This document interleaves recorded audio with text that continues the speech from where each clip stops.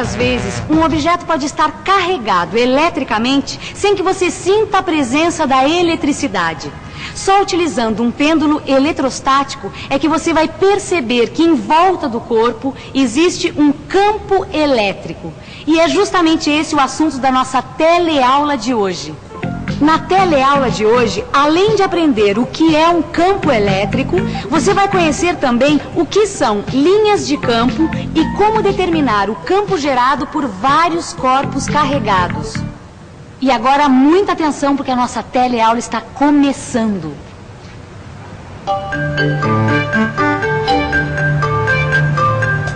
Ei, Gil, você tá ficando especialista em aparelhinhos agora, hein? Ah, eu adoro colocar a mão na massa, Vicente. Você sabe que eu adoro ficar experimentando. Ah, é gostoso, né? Agora, Vicente, olha lá. Você reparou uma coisa? O que foi? Olha, a flecha fica girando, girando, girando, sem direção fixa, rapaz. Não, mas é lógico, né?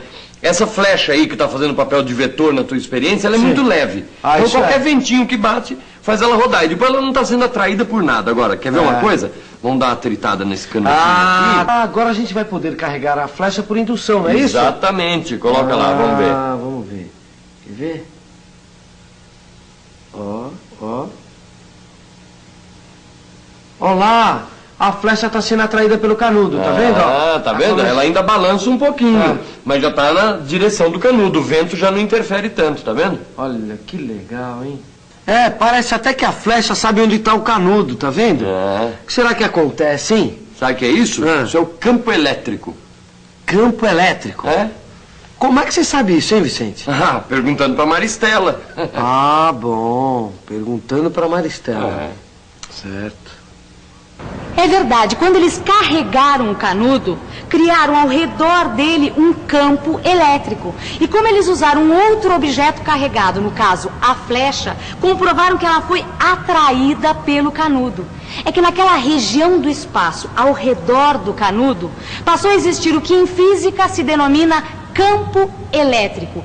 E é justamente isso que, numa linguagem mais teórica, é explicado nesse livro de física. E aqui está dizendo que numa certa região do espaço existe um campo elétrico. Se colocarmos uma carga de prova Q nesta região, notaremos que existe uma força elétrica F agindo sobre Q. E, em geral, utiliza-se como carga de prova uma carga positiva.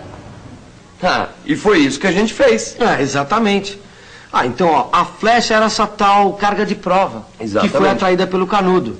Ó, e nesta região aqui, ó, em volta do canudo, existe um campo elétrico.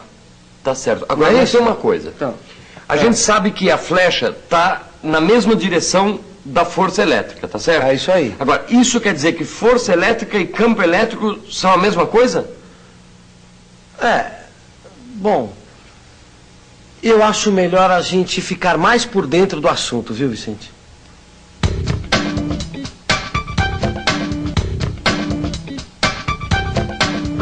Imagine, por exemplo, uma carga elétrica Q.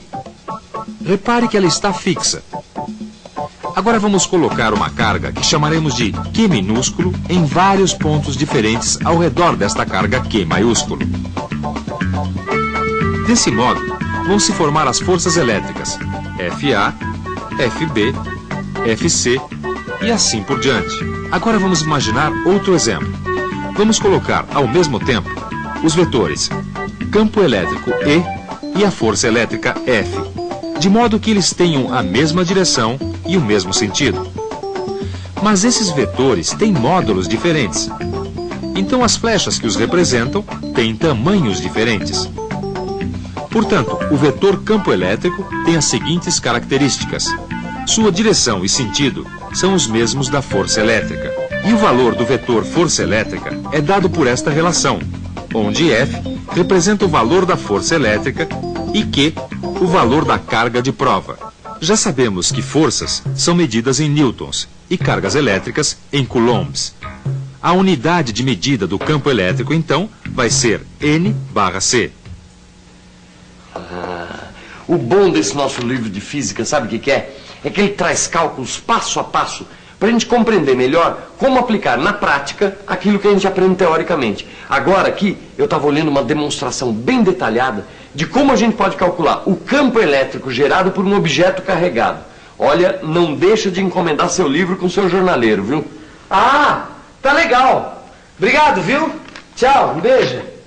Ô Gil, o que você queria com a Maristela agora? Olha, o negócio é o seguinte, a gente já sabe calcular o campo de um objeto, certo? É, isso que eu estava vendo aqui agora. Então, e se a gente tiver mais de um objeto? Como saber o valor do campo? Esse que é o problema. Entendeu? E aí, o que ela falou, hein? Ah, ela falou que não é nada difícil entender, só que eu acho melhor a gente usar o nosso vetor para exemplificar melhor o que ela explicou. Quer ver? Vamos lá. Vem cá. Olha lá.